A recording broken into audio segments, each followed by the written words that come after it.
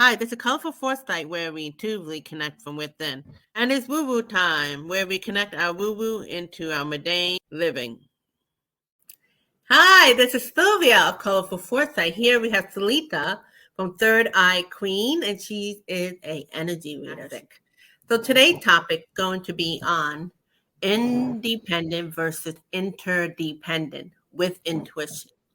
So what does Yes, that mean? So we're gonna find out. So Zelita, can you share? yes. It's funny because I was working at Loman's and I was actually overhearing one of the clients um, talk about, I say clients because I'm used to that, but she was shopping. She was talking about something, and I said, and I interjected, and I said, well, we do depend on each other. It's almost like it's wrong to need each other. We need each other. There's nothing wrong with that. Like I tell people, I need that man to get up in the morning, get on the bus, and drive me. I need the Dunkin' Donuts lady to get up and make some donuts so I can get some. I mean, we depend on each other all day for different things without even realizing it, and we need to just be able to need each other a little bit, and I not to lean on each other. That's it. That's when you're depending on somebody too much, but just to be able to connect with each other on different levels at different times. So, So you were sharing like every literally like even from the coffee you mentioned the lady, but who made the coffee and then who grew that and then the seed like the you need the sun and the water so it goes all the way back. So like if you take the bus you need a bus driver then you need the company then da da da da. Da. So when it comes to intuition, but now you talked about the practical thing. The reality is we're really living in an interdependent world. How does that work with being independent versus interdependent when it comes to your intuition? What comes to mind? okay, you know what? A perfect example just happened to me. I was sitting waiting for the train. This gentleman sits next to me, a little older, and he says, "Miss, I'm in pain. I'm in pain coming up and down these stairs. Can you give me some advice as to what to do?" Now, this man doesn't know me from the sun, the moon, the stars. So I asked him, "Why did you ask me?" He said, "I just felt I could." He said, "I saw you sitting there, and someone told me to come and ask you." And so I told him, "I got the perfect thing for you." I said, "I've been using castor oil. Yeah, these steps are hard on everybody." So we had a nice little conversation based on his intuition, his feeling. He just felt like he could come and talk to me, and he felt like I had an answer. And you know what? It could have showed up, maybe had a gut feeling, maybe within a belly, a knowing. Who knows, like you said. He said he just looked at me and he felt like I had the answer for him. I thought that Wow. was like really interesting. Or I'm And one you of know those. what? That's like a vibe, right? A vibe is an energy thing.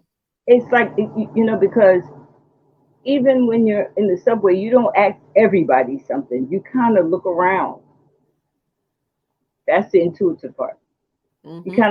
kind of think, well, maybe this person is the person I can talk to and ask a question to. And I thought it was so interesting that he just came to me and asked me that.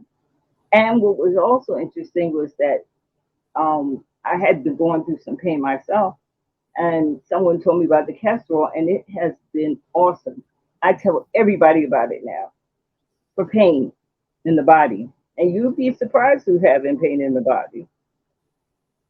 Yeah. So I love that he asked me that he felt comfortable and that he was like, "I'm going to get some right now."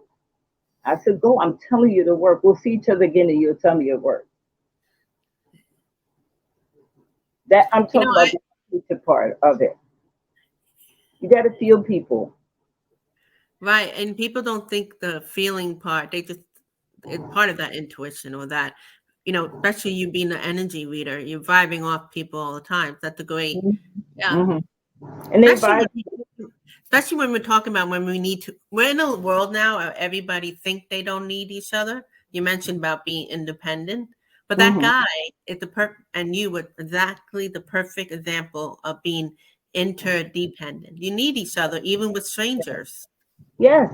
Or the guy that when I take the cab in the morning, he wanted to pay my fare. These kind of things happen to me all the time. So I feel very comfortable with that. Like Right, not it's not a like for me, like why is that person want to pay my fare? You know? right.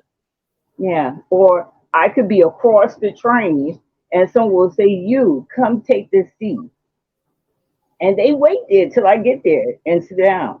So or there's so many examples of it I could give because it happens all the time. Well, you're just making me realize how interdependent we are. It's not just about how we are like that with people we know, but with strangers every day.